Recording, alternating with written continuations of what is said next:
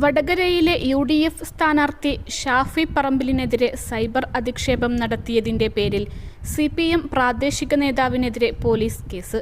Youth league പ്രവർത്തകൻ അനസ് നൽകിയ പരാതിയിൽ CPM ലോക്കൽ കമ്മിറ്റി അംഗവും DYFI മുൻ സംസ്ഥാന കമ്മിറ്റി അംഗവുമായ PK അജീഷിനെതിരെയാണ് കേസ്. പേരാമ്പ്ര പോലീസാണ് കേസെടുത്തിരിക്കുന്നത്. കലാപാഹ്വാനം അടക്കമുള്ള വകുപ്പുകൾ ചുമത്തിയാണ് കേസ്. ഷാഫി പറമ്പിലിനെതിരെ മാത്രമല്ല, മുസ്ലിം സമുദായത്തിനെതിരായ അധിക്ഷേപ പരാമർശവും അജീഷ് നടത്തിയെന്നാണ് പരാതി. ഫേസ്ബുക്കിലെ കുറിപ്പാണ് കേസിന് ആധാരമായത്.